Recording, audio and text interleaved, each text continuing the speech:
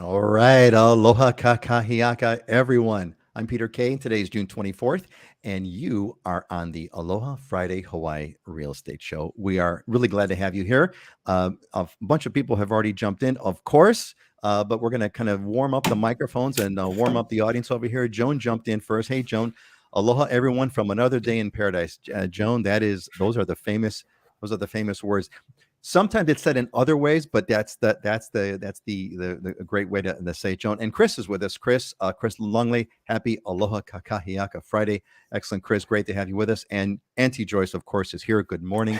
Remember, you do what you can, and God will do what you can't. Love that.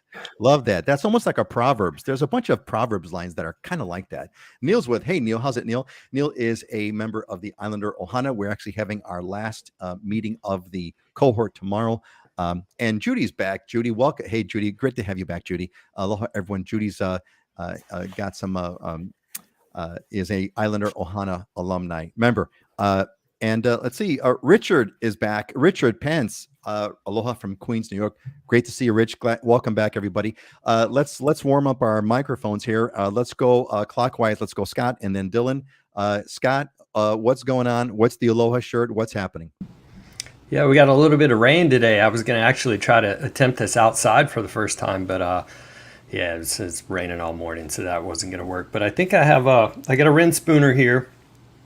I think this is breadfruit. Ulu is what they call it, but I'm not real sure. At our restaurant on the Big Island, our chef, he used to be the executive sous chef at the Ritz Carlton a long time ago, but he used to go out and he'd get the breadfruit, he'd cut it up like French fries and he'd deep fry it. Man, it had such a sweet taste to it when he got done making it. It was pretty awesome. So Breadfruit is a classic. My wife is a Cook Islander, and the Cook Islands breadfruit is a fundamental staple. It's like bread, so to speak, and so they have all kinds of ways to kind of cook and eat breadfruit. A few more folks have joined us. Auntie Joyce has given Scott the heads up. Welcome to the top of the screen. Yeah, you know what happens, Auntie Joyce, is it takes the order.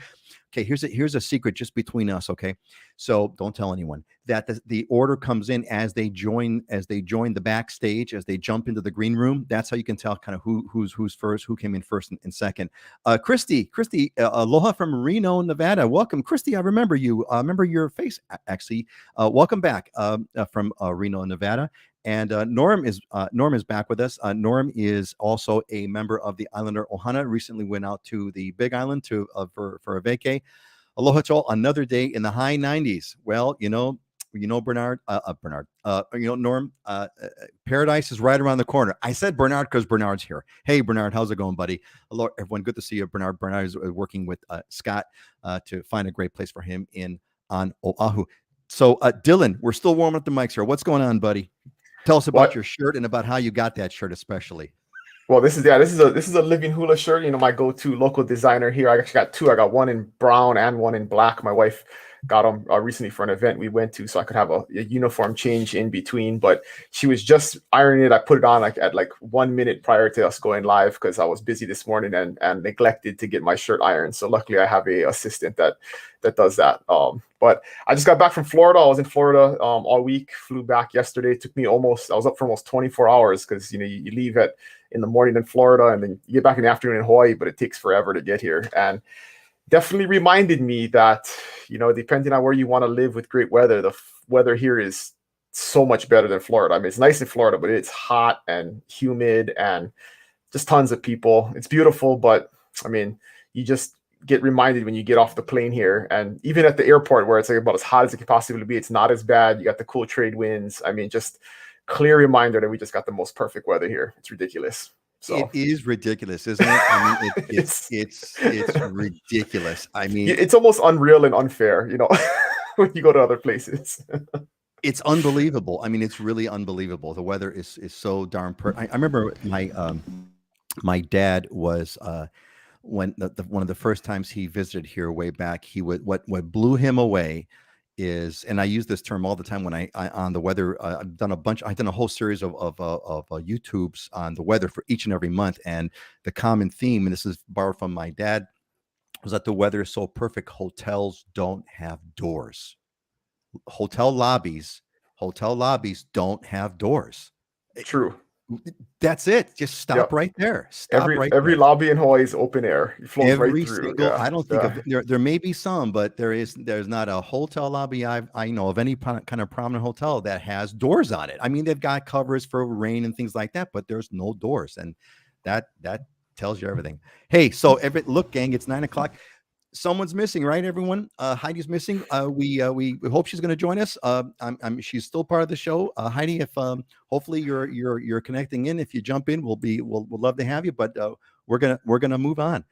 We got some news. I want to kind of let's go to our normal news segment. I got a couple of fun things and some interesting things to see if this kind of works. You let me know what you all think about this. So hey, the world's we have the world's oldest captive clam has passed away, sadly. You didn't know this, right? The Waikiki Aquarium. Waikiki Aquarium has had the oldest captive clam.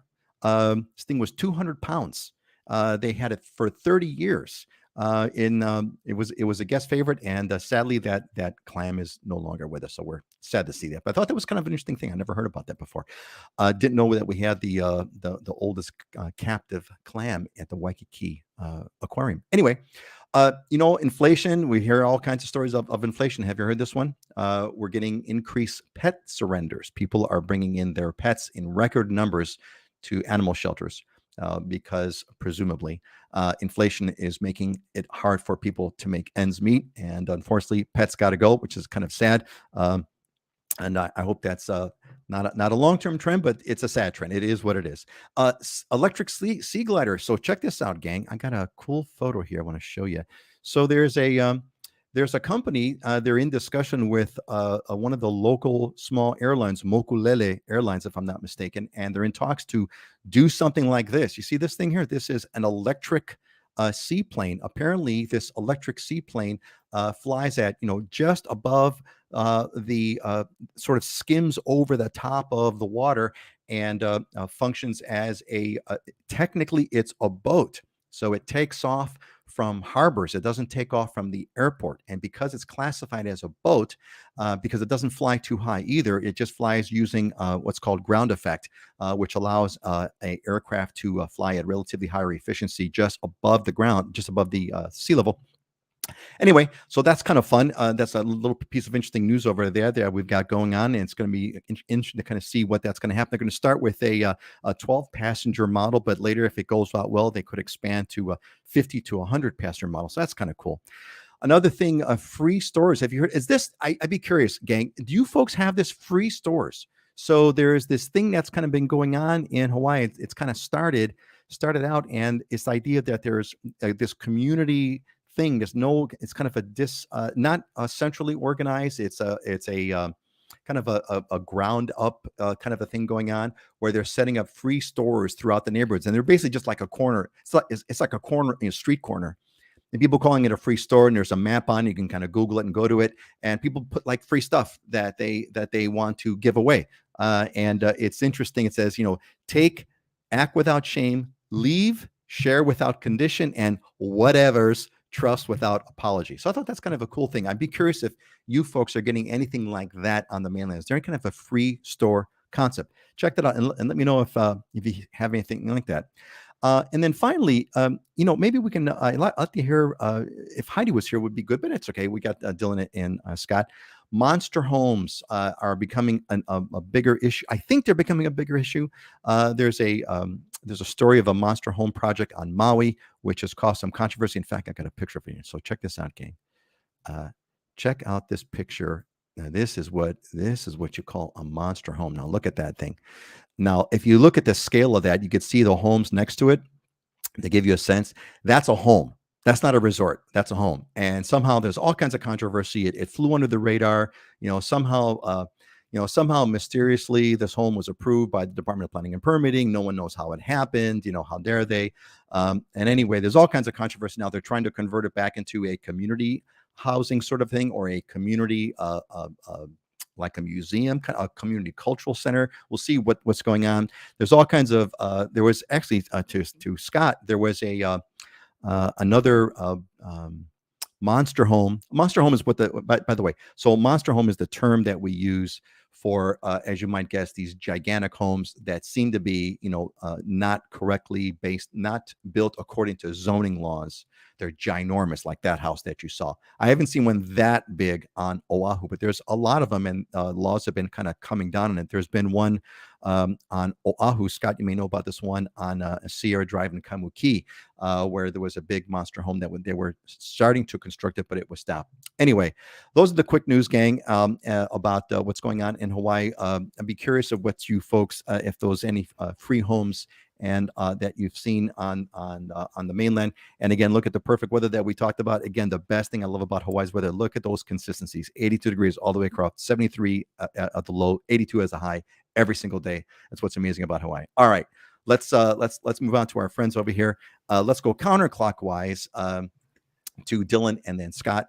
Give us the update, news, market updates. What's happening, Dylan? Yeah. The first thing, of course, I want to react to the monster home thing, right? It's not really a problem here on the Big Island, or hasn't been yet, but it's always funny to me when government reacts to stuff like that. It doesn't look in the mirror. Like, why do people do that? It's because government has completely failed to create affordable housing or create the opportunity to build that stuff in the right areas or have the zoning available so people can do that in the right areas. So what do people do? They figure out a way to skirt the law and do it anyways. And so it's always interesting when those things come up and there isn't a self-reflection on why is it happening in the first place, right? Because it's just not people being malicious. It's people that are doing what they got to do, and maximize their property value. And essentially what they're doing is creating affordable housing, right? I mean, they're making apartment buildings that are supposed to be in zoning for single family homes, but the net effect is that there are people that need places to live, and a lot of times those monster homes provide that, right? They're separate studios with bathrooms, and it's the private sector providing what the government has made it really hard to do or has failed to do. So just the interesting Dylan, phenomenon here in Hawaii. Dylan, come on, you know better. This is evil corporations and horrible landowners, slumlords that are taking advantage of everyone. You know better than that. Absolutely. It's not a response to what people want in affordable housing. Come on, you know better than that. Yeah. Anyway, hey, what else? So back to the market. We're not going to go down that rabbit hole, but yeah, go ahead. So the interesting thing about the market right now is I feel like the faucet turned off 10 days ago. Once interest rates went up, I mean, they were touching almost 7% at one point. We saw a noticeable shift where you'd put a house on the market, properly priced, do the open house for 3 days, and you'd have 2 to 4 people come by each day, when normally you'd have 25 people come in every day.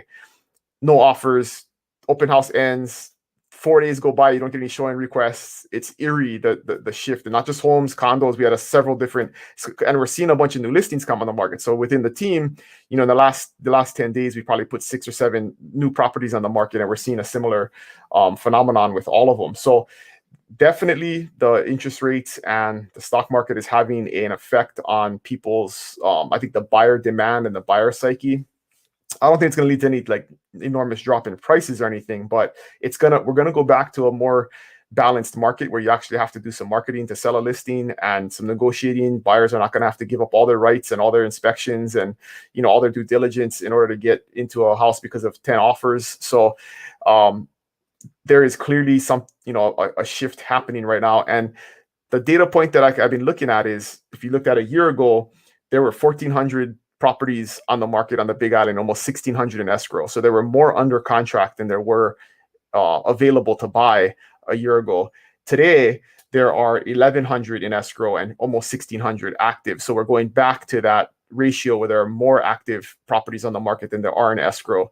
We're nowhere near normal historical levels where it's normally a 2 to 3 to 1 difference between available versus under contract, but we're trending in the direction back to a normal market because it has been abnormal for a very long time.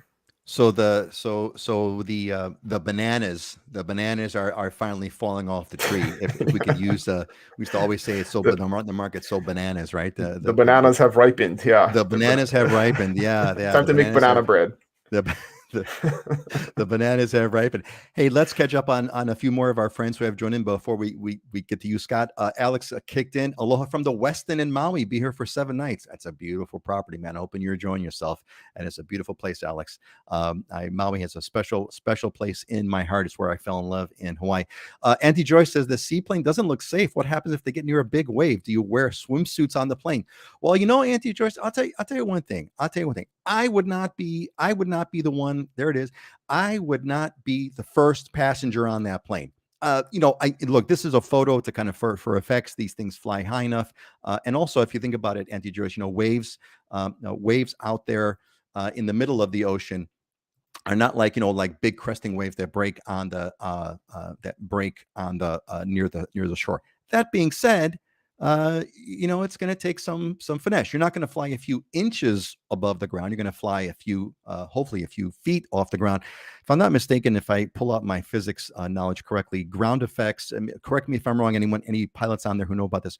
For the ground effect to work, you cannot be more than half of the wingspan of the aircraft high. So if it's a 100-foot wingspan, you're 50 feet above. 50 feet would be the limit. So I don't know if that matters or not, but anyway, Auntie Joyce, I would not be the first person who gets on that plane. I would let that roll for a few while, but it could be fun. It could be interesting.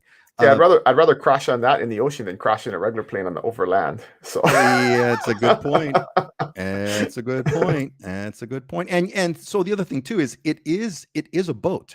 It is a boat. So worst comes to worst, it literally it should touch down and land in the water because it's a boat. So my question is, how does it land in rough seas? Because like lake planes and stuff, and river planes, they're relatively flat surfaces when you land, where our oceans are not flat a lot of the time. Even when it's calm seas, they're not flat. If you've ever been out in the ocean, there's big swells and yeah.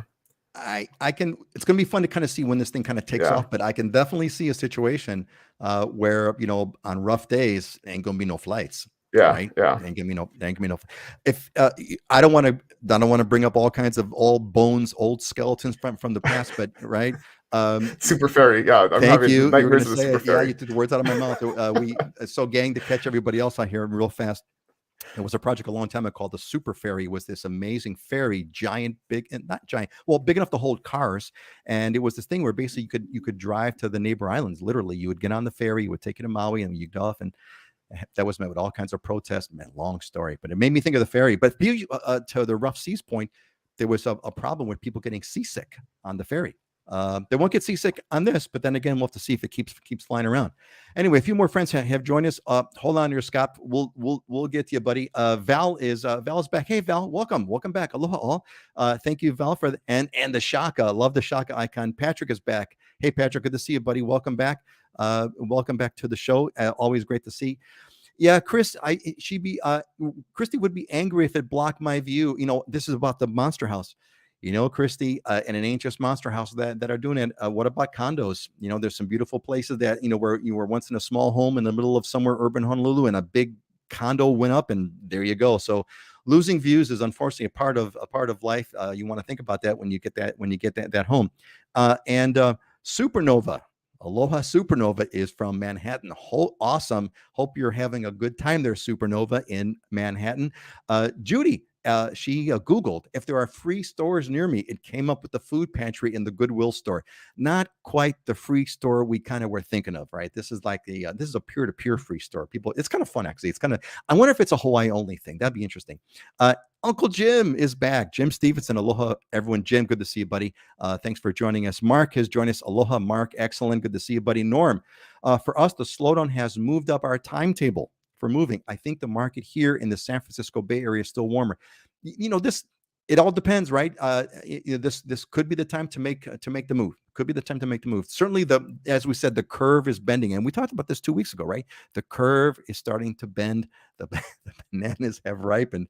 Kelly feels that I should worry about the seaplane hitting breaching whales as well. This was a big concern with the Superferry. Breaching whales, a big concern. But again, this thing is going to fly higher than, it's not going to skim inches above the water. It's going to skim higher. But then again, breaching whales could be a thing. Man, we got a lot of engineers on this show. Forward-looking radar. I wish I knew I would forward these comments to the airline. Forward-looking radar, and Oh, for helicopters, full rotor disc length. Okay, thank you. That's the ground effect, full rotor disc length. Man, this is, you never know what you're gonna get on the show. It's awesome. Wind shear makes for a nosedive. Boeing had a problem with nosedives, but that wasn't the technology of the nose.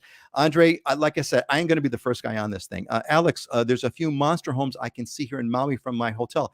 Yeah, and that's the question. If they're, how monstrous are they? Do they fit within the zoning laws or not? And to Dylan's point. And Gianna is with us. Aloha and howdy from Texas. Welcome back. It's been a while, if I'm mistaken, Gianna. Welcome back to us. And then Juliana. Hey, Juliana, how's it? Good to see you again. Aloha. All right.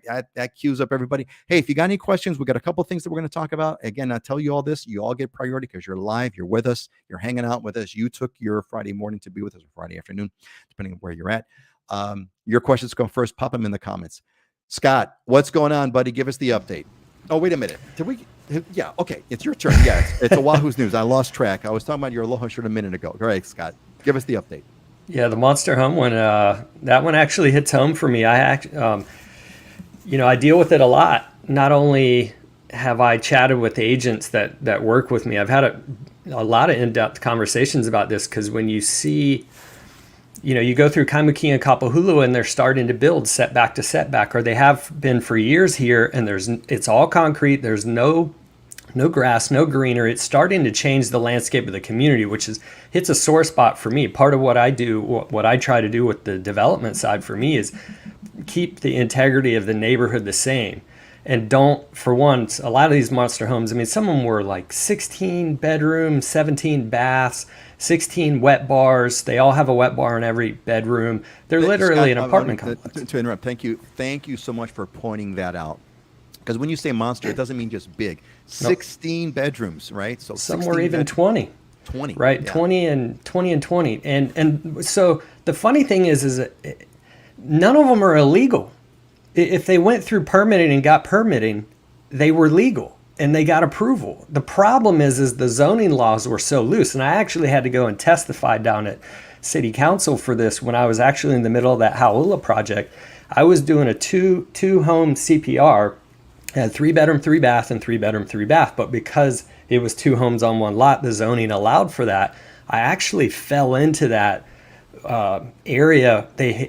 We got permit approval, and then they changed the rules. City council did, to try to start restricting this, and we fell into that category. And they tried to pass a bill to say, hey, if we've given you approval for the permit, we can take it away from you. And we were in the middle of the construction, so I had to go down there and testify in front of them and say, look, I'm building affordable housing. You're going to train wreck, a few bad apples are going to be sideswiped. You can't give someone approval and take it away. But so they ended up getting rid of that part, but they've now started putting all these restrictions in. One is 30% permeation rate on your property so that water can absorb. Otherwise, if you're all concrete, now where's all that rainwater go? It goes onto your neighbors, goes into storm drains that can't handle it.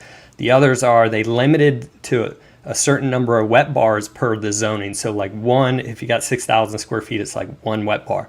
They've limited the number of bathrooms. They've started to cut down. If you go a certain percentage of the lot, you have to be able to have like 6 parking, and they have to be able to turn around and go forward out of the property rather than back out. So they're getting there, but there's already been a lot of damage done. There's been a few that were built without permits, but yeah, it's changing the landscape of the neighborhoods here. And I understand the need for the bigger homes because it's an affordability thing, and you do multi-generational living, but people push the envelope and they're able to get away with more, to where it starts to impact the community. The cars spill out onto the streets. You're impacting your neighbors at that point.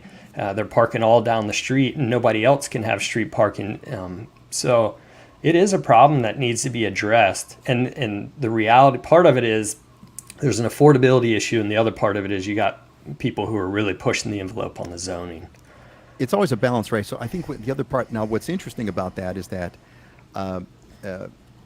prior to these, well, I don't know if it was prior or not, but related to this short-term vacation rental zoning and stuff with the Airbnb craze, you had some of these properties. If you look at this thing, right? So let me pull this up on the screen. you know, you could, it's not hard to envision that being a hotel, right? And if that's an Airbnb, right? It's an Airbnb, you know, it's an Airbnb small Mhm. boutique hotel in the middle of in the middle of a residential area.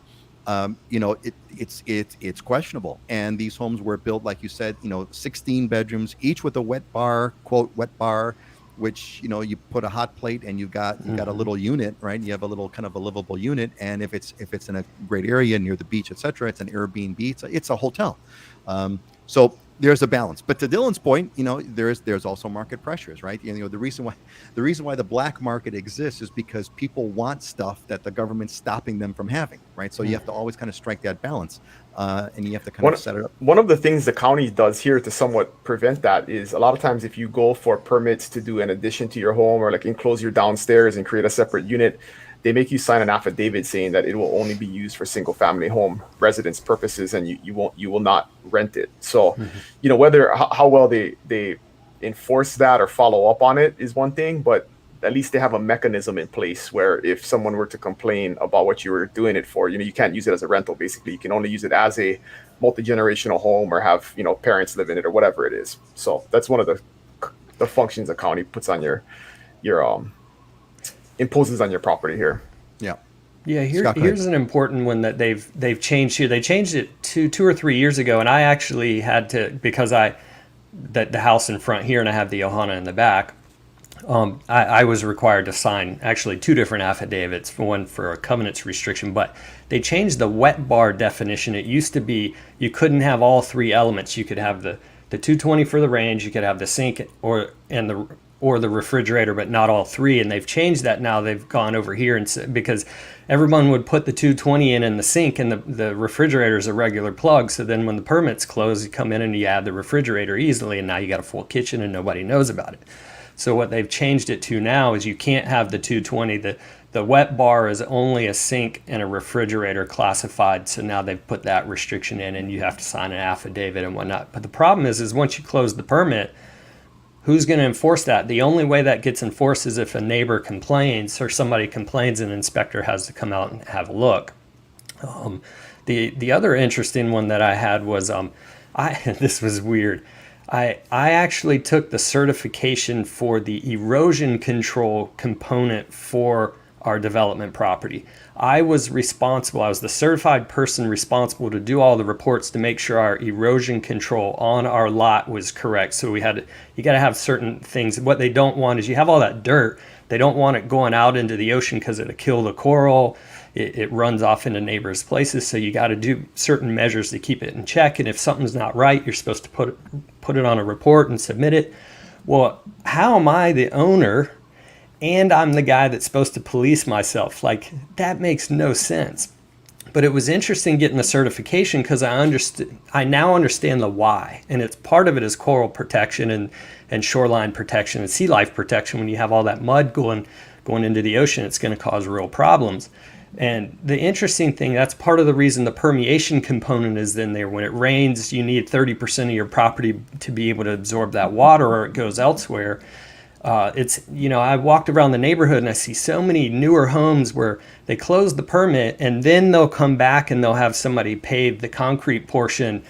And so it totally defeats the purpose of the intention of what they were trying to put in there. And I'm like, you're never going to control that. And who's going to complain? What neighbors are going to complain about that? And the homeowner's never educated like I was going through that certification to understand the why. So they're ignorant to the consequences and are only looking at their small lot and how it serves their purpose.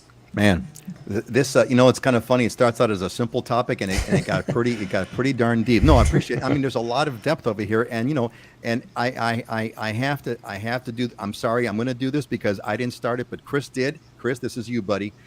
Chris said, "Hey, I have to say, Peter K, you have an amazing show and crew, and your website is very informative as well. Mahalo for doing this. Very informative. I actually go back and watch previous shows again. Chris, thanks, buddy. It ain't me. It's these guys right over here and Heidi. It's really that's what makes. I just put the slides together and kind of talk. But Chris, thanks for the comments. And this was a great example, right? This is a great example. We talk about one topic and bam, you get some really good depth. If you kind of want to know what's going on with monster homes, you just got You just got educated big time, big time. All right, let's move on. Before Douglas Lim, Aloha, retired and moved from Chicago to Honolulu. Awesome, Douglas. Hey, Douglas, what part of Chicago? I was born there. I was born on the northwest side of Chicago, near somewhat close to O'Hare Field. Where are you from in Chicago, Douglas? I'd be curious about what that is. All right, keep those questions coming. We're going to move on to our next topic. I thought that we would talk about something fun today. So there was an interesting story that came on to the media, Civil Beat. Actually, it's one of the online sort of newspapers, if you will, and it talked about. And said the story was basically saying that Hawaii may not be the richest state, but it's one of the happiest. So kind of what the article talked about was it basically said that, Hawaii has a very large percentage of people that are sort of living on the edge, financially, that having a hard time making ends meet. The pay's not so hot. However, so we kind of rank low on the economic scale. I think I mentioned this before in a previous show. We're kind of ranking low on the economic scale. We're near the bottom of the barrel if you kind of any sort of economic measurements. Yeah, we did talk about that at the previous show. We're at the bottom pretty much of all the economic measurements, right? Always however, we're at the top of the happiness measurements. So if there's surveys that talk about happies, that we rank consistently, rank high. It says in studies looking at well-being, Hawaii ranked second after Massachusetts in 2021 and ranked in the top 10, usually in the top spot year after year after year. Gallup was mentioned. So here's the interesting part, right? So this is really what Hawaii is all about, right? The Hawaii is that there is a trade-off. There's what we call it, the price of paradise. Economically, if you're looking at getting rich, Hawaii's probably not the right place for you. Not to say that it can happen, but it's probably not the right place for you. This is not the place you want to go to if you kind of, quote, want to get rich, but it is the place where you want to go to if you want to live happy. And so that's the question. And that's the question for you all. Right? The question for you all is, what's your trade-off, right? If you had a choice, right? And let's just make it really, really clear. Let's just kind of make it, let's just kind of really kind of lay this out, right? Here's the choice, gang. And I'd love to hear what you think. If the choice was you're gonna barely get by, you are going to get by, but you're going to barely get by. You're just going to live sort of let's just say a minimal level, whatever that means, right? Your choice is minimal level and happy in Hawaii, minimal level and happy, or all the creature comforts you could ever ask for, but you're living in a place that you don't really like. It's not Hawaii. You're not quite happy with the environment, but you got the big 5,000 square foot home with the pool and the 4-car garage and the 4 cars and all the kind of good stuff. And you're going out and you're enjoying it. And you got great clothes and all this. You got all the creature comforts. What is it? What's your trade-off? Happy or wealthy? You can't have both. Maybe that's an easier way to say it. You want happy or wealthy? What would you take? It's almost an obvious question for me, but that's the question. So I'd like to kind of get, why don't we kind of go, let's go Dylan and then Scott. Dylan, this is always a choice, right? This is a choice for you, for your family, for your life. You lived on the mainland for a while. You've come back. And how do you describe this trade-off for you? How did you make this trade-off? What was kind of going around? Obviously, we know what you've chosen. I want to know kind of how you got there and how you came to it and the things that you thought of and things that you'd like to share. Yeah, to me, it's a no-brainer. I mean, there's no better place to raise kids. There's no better place to live. There's no better quality of life. Is there a lot of things that are frustrating about Hawaii and, not perfect? Absolutely. But they're easy to overlook. And that's one of the things I think, one of the reasons why sometimes the systemic or the government stuff doesn't change is because people aren't that motivated to get involved politically here, because it's just, life is so good, right? You get up in the morning and you go, the water turns on, the roads are there, the schools are okay. I mean, there isn't a huge incentive to be active in changing the stuff that frustrates you, because there's so much good, positive stuff to look around at every single day. So yeah, to me, I mean, we got one life to live, right? And you can't take the money with you. So I'd rather die broke in Hawaii than rich in, someplace I was miserable in. So, that's why And that's why I gotta go to the mainland every once in a while to remember that. You know, I mean, I don't ever take it for granted, but it strengthens that mindset when I go somewhere in the mainland. And I think, man, especially like a place like Vegas, I love visiting Vegas, you know, for a few days and doing the whole Vegas thing. But I just think like I would be miserable if I had to live here. And but could I afford a way bigger house and maybe private school for my kids, and you know, who knows what else, you know, they're on the same amount of income probably, but definitely not a place I would want to live every single day. Alex said it, man. One life to live. That's it. That is it right there. I mean, was that you had a great line that kind of flew by me. You said, I'd rather die poor. And how was that? What you say? I'd rather die broken happy than rich and rich and unhappy. So. Yeah. That is the fundamental, and Hawaii really kind of brings that to really kind of makes that sort of obvious, right? It's obvious about that in Hawaii because that's just the way it works. Scott, you know, and William, just one more thing, you know, I went to not last weekend because of the weekend before, went to the beach with my family and my friend's family, and I was sitting there, and it was Kekahakai State Park here it's right north of the airport. But I was sitting, you know, we're sitting there under these palm trees and looking across this white sandy bay, and all the palm trees had just been manicured. It's a state park, so they're all perfect. There's no dead fronds on them or anything. And I'm sitting there looking at this, like, there are people that save their entire life to experience this one time, and I can do this any day of the week, you know, and like, that's priceless. I mean, just huge, right? So that's the kind of stuff I never take for granted, for sure. Amen to that, brother. I talk about that very same thing. I just went I went body surfing at Makapu'u, which I try to do twice a week. So I went to Makapu'u on Wednesday, and it was a magic moment. The waves were perfect, and I was the only, Makapu'u's a pretty good sized beach. It's a pretty good sized bay, and I was the only guy there. It was just me. And it's like priceless, cannot buy that. And I do this twice a week, right? So yeah, absolutely good. Scott, what about you, Scott? What comes to mind? What's been sort of your decision process? How did you come to this? Where's your trade-off work? What's your justification basically for taking the hit, if you will, the financial hit in exchange for what we have? Yeah, I checked out one of the videos you had done before, kind of on this similar topic. And you know, it was a really good. It made me think about it. It's like, hey, if money and possessions are really important to you, then Hawaii is probably not the best place for you. It's a humble state, and our economic potential is just so limited because of the number of people, our isolation, all that kind of capacity. But if experiences are important to you, and you know, like you said, happiness and just everything that's here, then it's the perfect spot. And that's the exact conversation I had. Actually, May was 22 years now, or 23 years. I came here with a return trip ticket. After 3 months, I had to extend it to the end of the year. At the end of the year, I had to ask myself, do I really want to work in a white-walled office with no windows to save my money up to come out here to this experience for 2 weeks every year, or do I want to live it? And I chose to live it. And I figured I'd figured out the financial side and the other component, but I wanted the lifestyle, and I wanted the happiness that comes with it for me, which is the consistent warm weather, the laid back lifestyle, the access to the ocean, the beautiful environment and things. And so that was my discussion with myself internally. And now I'm here 20 some years later because of that. You know, that was a pivotal point in my life in making that decision. Yeah, that is the trade-off, right, Scott? I mean, the video I think you probably are referring to was I put on channel, can you afford it, and is it worth it? And the is it worth it?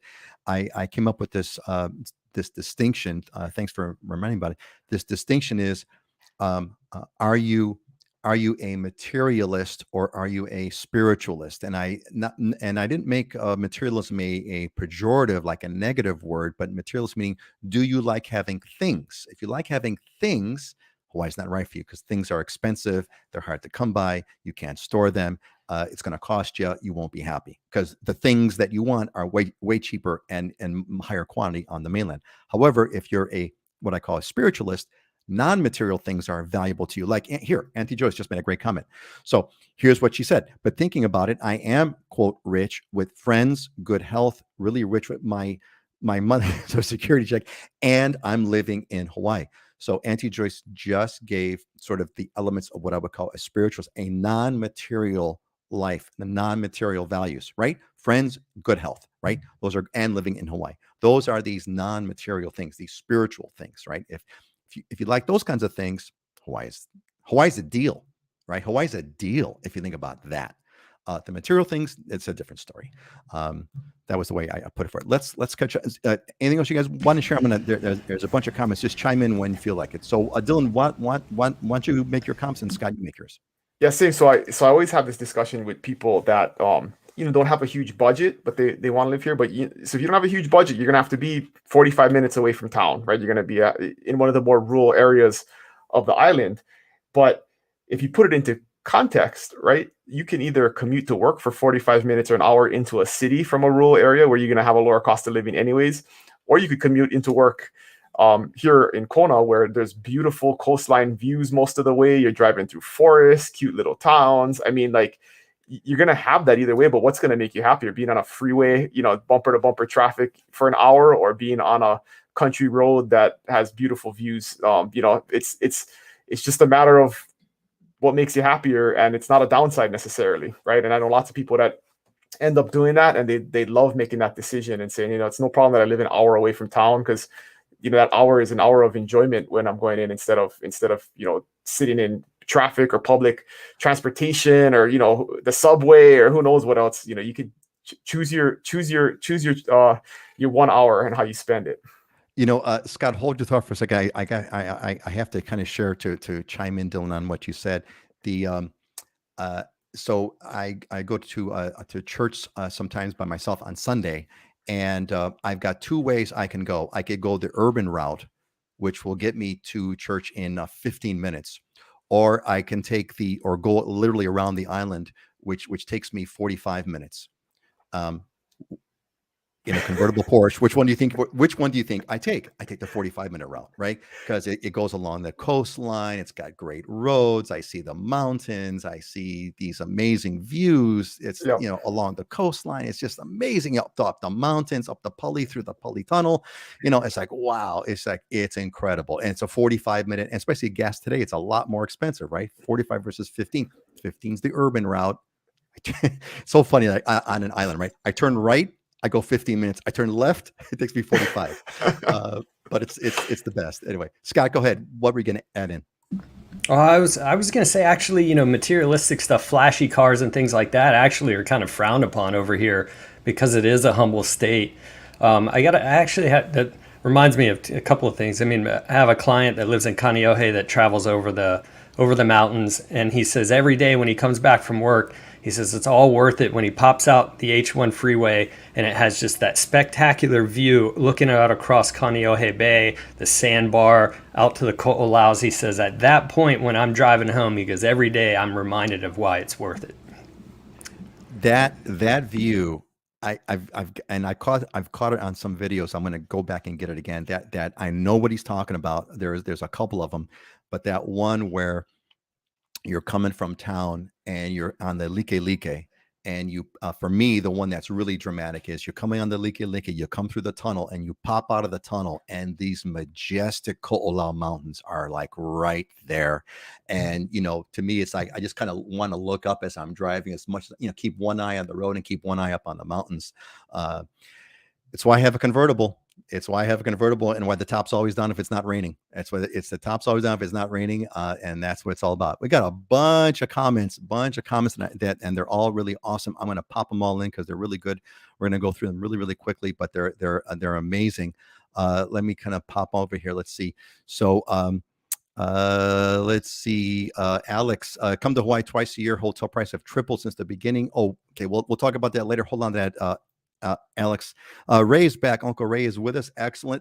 Mark Whitehill is an alumni of the Islander Ohana and has moved to Oahu. The wealth trade-off, worth it. Exactly, worth it.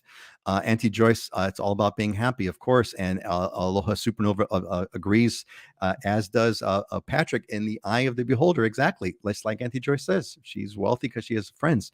Judy says, want to be happy. Exactly. That's what we want. Right. And Norm, no doubt, Hawaii every time.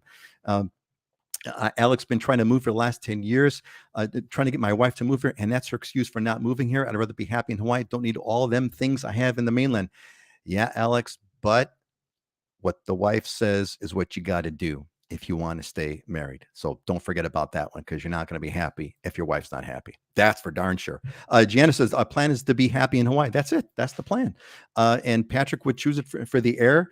Christy, I'd rather live in Hawaii and be happy. I already live on the edge, so it's not an issue. Nothing worse than hating where you are.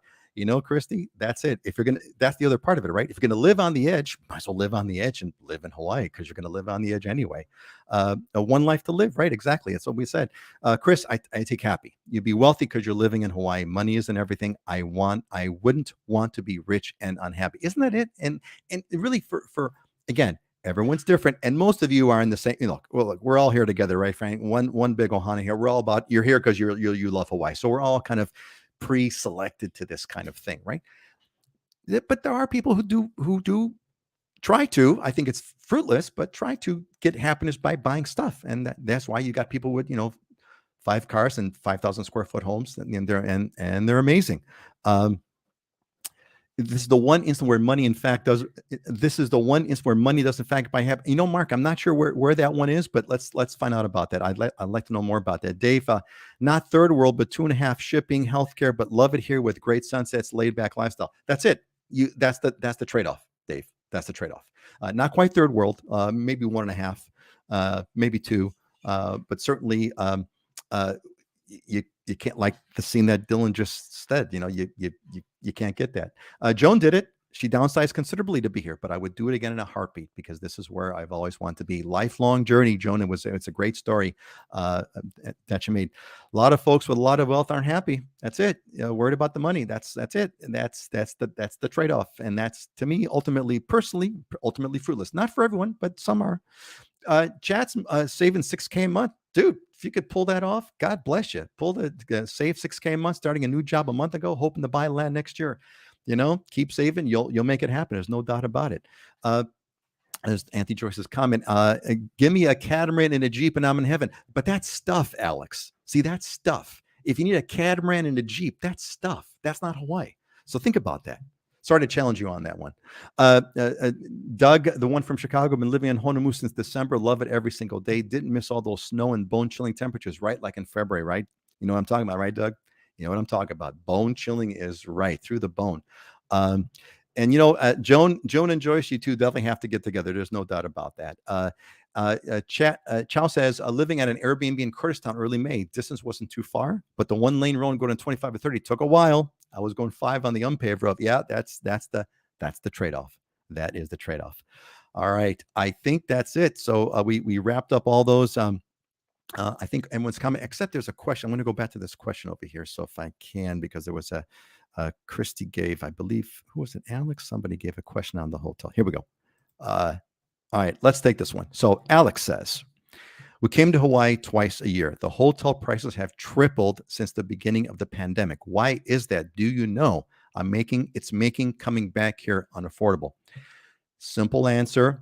It's a very, very simple answer, Alex. It's called supply and demand. It's a very simple answer, supply and demand.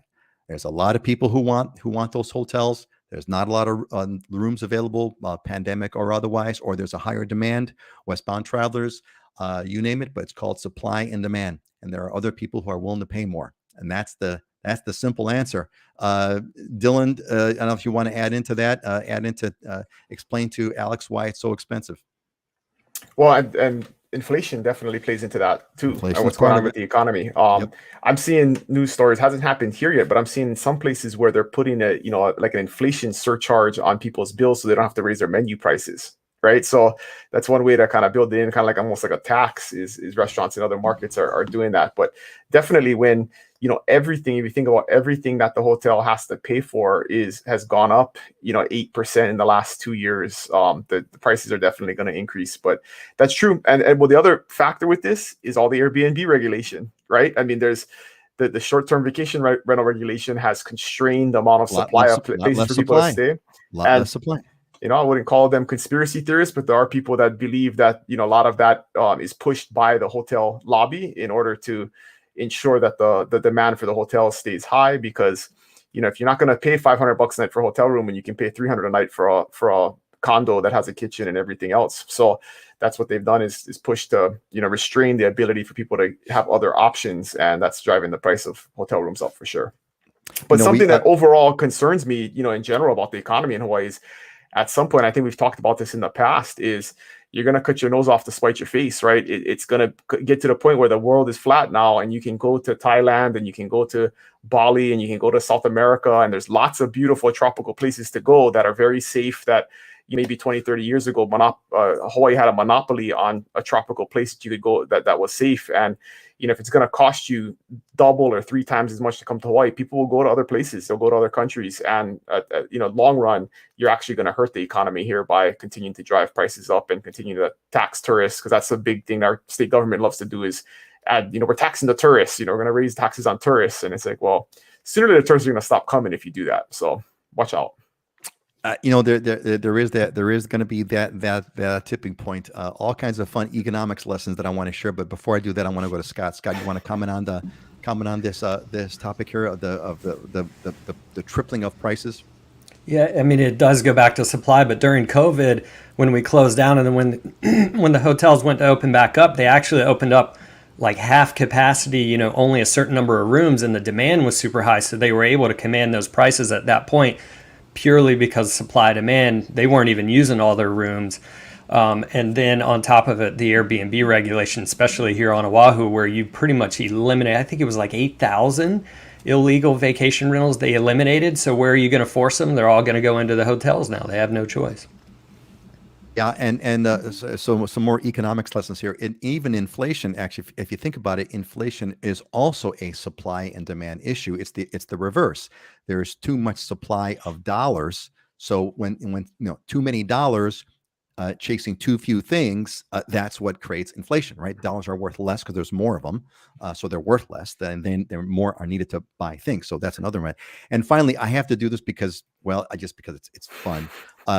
Dylan, to your conspiracy theory about it's not so much a conspiracy theory. It's actually there's an economic term for it. So this is the conspiracy theory, Dylan, that you brought up there. There's a collusion between the hotel industry and the hotel industry kind of wanted to wipe out the Airbnb part so that they can raise their prices, right?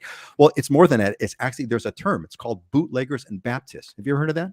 It's called Bootleggers and Baptists. So Bootleggers and Baptists it's an economics term that moves policy. The Bootleggers and Baptists means that there's a God, it's a long story, so I don't want to go into it. But it basically means that there's not just the hotels are interested.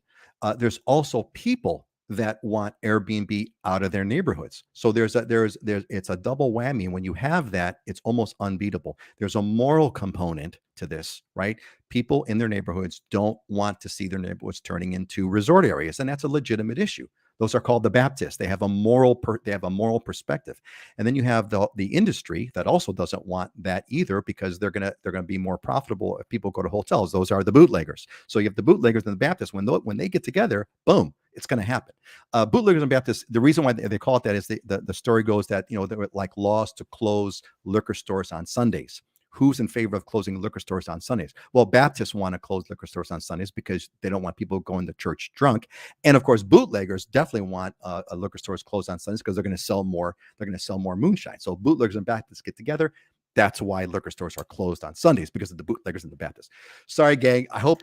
Tell me if you like it or hate it. Another perfect example of that history lesson was the Superferry, right? You had environmental activists funded by the shipping industry to shut down another mode of transportation that would have hurt the shipping industry. So they can't, now they're charging you $400 or $500 a car to get in between the islands, just your car, where you would have had a Superferry for $150. You drive your car on, plus you go on the car, so you don't have to buy a plane ticket and ship your car separately.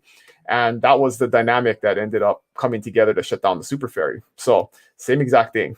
Classic Yeah. bootlegger and Baptist. Classic. Go ahead, Scott. Yeah, Yeah, and classic. the bigger impact from that the Superferry was, it was interesting. If you looked at it from a business standpoint, it made even more sense because like Love's Bakery would load up a truck with all their bread, ship it to Maui.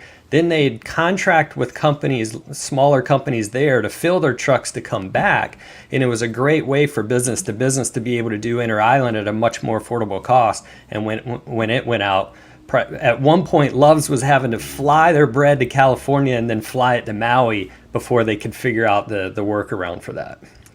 Yeah, man, that was man, we could the Super Freight was such that was we could have a whole show on the mess. I'm surprised no one's done a documentary on the mess that was. Oh my God. I've got too many stories, but my God, holy moly, the time has flown by. Jesus, we've just gone quickly. So let me kind of catch up on a couple of ones over here. Um let me kind of catch over here. We had a bunch of folks that let's see Mark on the money buying happiness. I mean, you pay more to live here and maybe lose potential to earn more. And so in effect, you're trading money for happiness. Ah, got it. Yeah. Actually, that's a really good point, Mark. This is a place where money does buy, in a weird, wild sense, money does buy happiness because you have less of it here. You're going to have a lot less of it here, but in exchange, you get Hawaii. And very, very true. Alex, yeah. Oh, yeah. Forgot about the Airbnb. That's it. That's the one. Airbnb did a big part of it. Val says lived all over the continental U.S. and in Europe, and there's nothing like Hawaii and the Aloha spirit here. It's all you here and your Aloha that make the difference for me. Yeah, Val, that's welcome to the family, Val. That is what it's all about. And yeah, Alex, my friends are going to Florida instead of Hawaii. For a lot of people, look, you got Disney World, you got Florida, you got beaches, it's all kinds of good stuff, right? It's Norm says we're looking at late October. Found quite a few homes for 250 a day on VRBO on the Big Island. Big Island has different restrictions, not like Oahu does. Big Island's a little bit looser. We talked about that earlier. Chow says, told that 100K is what I need for a tiny turnkey tiny home built. Is that a reasonable price? I was expecting more. No. You can't buy a piece of land for 100K. Although to build out a decked out tiny home, 100K is the going rate. I'm actually looking into it right now. So okay. That's accurate. That's just the tiny home unit on the trailer. Doesn't include the land or any of the infrastructure, right? You're going to need a wastewater system. You're going to need a catchment system if it's going to be a permanent residence, maybe some solar and stuff. But 100K is kind of, if you want to really full-size decked out tiny home, that's kind of the going rate right now. So interesting. So thank you, Dylan. I stand corrected. I was thinking about the entire cost. Like, what does 100K buy you a home you can live in? And the answer would be no. But what you're saying, Dylan, is 100K to put a tiny home, to construct a tiny home on a lot is about right. That's what you're saying. Yeah, right? and important specification, they don't build the tiny home on your lot, right? They build the tiny homes in warehouses on a trailer and they drive them to your lot. So because they're not permanent residences, they're recreation, they're technically RVs. They're technically right. They're right. They come on wheels and they sit on the property. Yeah. Okay, so 100K, you're in the neighborhood for 100K. Then thank you, Dylan, for that correction. Jessica NIMBY, not in my backyard, folks. Also contributed to this. Jessica, all over the place. There was a big article, Scott. I'm sure you saw about this one. There was there's a grave site in Manoa Valley on Oahu, Chinese owned by Chinese families, and they wanted to convert a part of that to a senior development. So senior development in Manoa. What could be nicer? Manoa folks don't want it. It's like, and the great quotes are in the newspaper. Like, we really think that, affordable housing for seniors is a really good thing in Hawaii, but this is just not the right place for them. It's not the right place, in our backyard. Okay. You know what? I got to rip through these because we got to get going on here. We got some stuff to talk. Yeah. I'm glad you learned that, Auntie Joyce, Bootleggers and Baptists, man. It's like, look it up on YouTube. It's all kinds of stuff. Price for a tiny house on the mainland also, so that's affordable in Hawaii. Technically speaking, Alex, it is affordable. It's the land that gets you. Housing prices are, on par, so to speak, with a given sort of spot, but it's the land cost that's going to get you. And the important thing about tiny homes, I always go back to, because I don't know how they do it in the mainland, but here it's not a house. Like, it's not real estate. There's no appreciation. It's not connected to the land. You can't get power to it because it's not a permitted home. So what people think of as a tiny home, it's like the definitions are important, right? Because I do know they build like permitted tiny homes in the mainland on lots, on foundations, and it actually becomes real estate and you can resell it and get a mortgage on it. That's not the case in Hawaii. So look deeply into that, reach out. I got some contacts for tiny homes, but make sure you clearly understand what you're doing and what you're spending money on and what the long-term implications are. Thank you, Dylan. Go to the YouTube channel that you're watching this on. Do a search on the channel for tiny home. We came up with a bunch, because this is not the first time this has come up. We talked in depth about this, and the long and the short was, if you want a small house, get a real small house, as opposed to you're not really saving anything with a tiny house. It's a trailer on your property. It's legally a trailer on your property. Now, let me work as a temperate. Go ahead, Scott. Yeah, think about going to the Department of Motor Vehicles and standing in line for your registration every year. So, and that kind of sums it up a little bit. Not that it's a bad thing, but that's what you're doing. It's not a house. It's a transportation component, right? Oh my God, that's so funny. That is so darn funny. You're so right. Yeah, you want a small house, get a small house. Don't get going to quote a tiny house, which is a trailer. Go to the Department of Motor Vehicles. Oh my God, gang, we gotta move on over here. We're gonna miss out on all the fun here. So let's talk about our diamonds and deals. This is our properties that they wanted to highlight. I want to give these guys a chance to kind of show what they worked so hard to put together for us. Scott, let's start with you. Pololo, 1.3 acres, $1 million. What is this? Yeah, I mean, I look at it as a deal. This is actually my listing. It's part of a CPR unit, but it's in the back of Pololo, and it highlights a couple of things. In the back of Pololo and the back of a lot of these valleys, or even up on the ridges, you can get a tropical oasis, a very quiet, very private location, yet you're 5 minutes from this lot to Wailea Avenue for all the shops and restaurants, or you're 10 minutes and you're into the Honolulu urban core, but yet you have this lush tropical setting. On this property, it's 1.317 acres. I mean, it's huge, and it's very narrow and long. There's a stream off to the right here in the main picture that goes down some. So you could build, and you got level building areas, so you can build a really nice home. And what I did for the marketing on this, I tried to create a little bit of a storyboard, because there's multiple building areas. You can only build one home. And the simplest portion is right in this one, open clearing like this. And then further down, there's another opening area, and I look at it as like, all right, have the fire pit, have the storage for all your toys, and the gazebo for kind of hanging out. So I did a storyboard concept on the right. Those are just kind of lifestyle images that give you thought and conversation in your head of like, okay, what could I envision going on here on the lot? But $1 million for almost an acre and a half in Honolulu. I call it town and country. You got the country setting, but yet you have the easy access to town. Yeah, that is it. I mean, if you look at this shot, you're like in the middle of nowhere, and when you're there, you feel like you're in the middle of nowhere. But if you peep over the tree line, town is right down there. Like you said, you're just outside of town. That is a deal. That is a deal. Excellent. Let's talk about what's Dylan got here. 3-bedroom, 1 bath on almost 4. This is great, right? It's so funny because we don't coordinate this stuff. Yeah, it's crazy. It's crazy. Go ahead, Dylan. What do you got here? Yeah, no, just one of my favorite properties that have come on the market recently. This thing is almost for its 3.8 acres. It's right off the highway, heart of Kalakikua, county water. It's got an old house on it that has been fully renovated, beautifully renovated.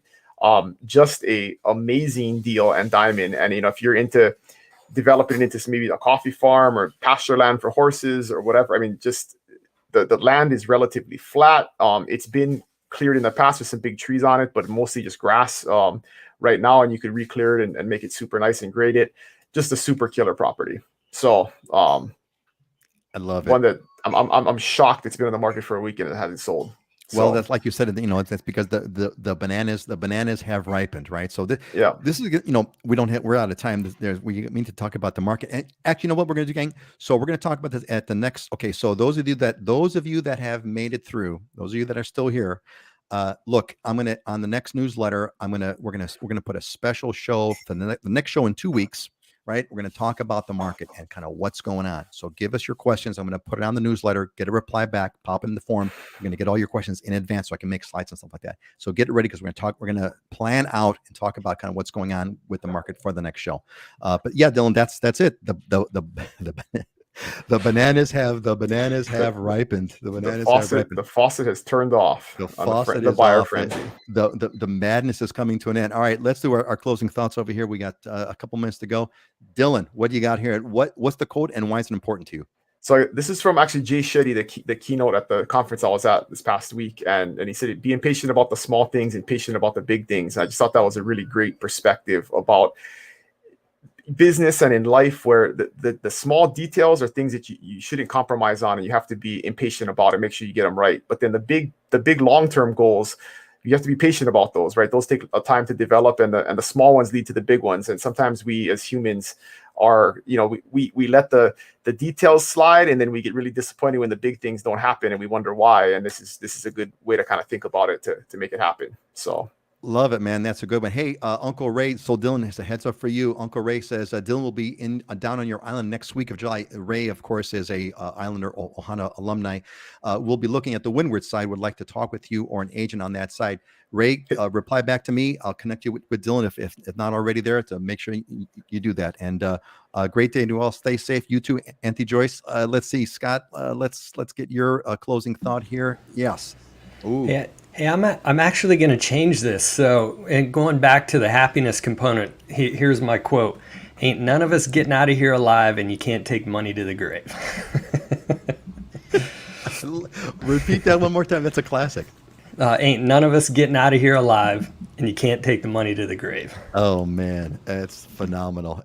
Well said. Well said. Thanks, Scott. Excellent. Put that one in bold. Things for next time. Hey, Norm, mahalo for another great show. Looking forward to next time. Yeah, Norm, and we will see you here, buddy.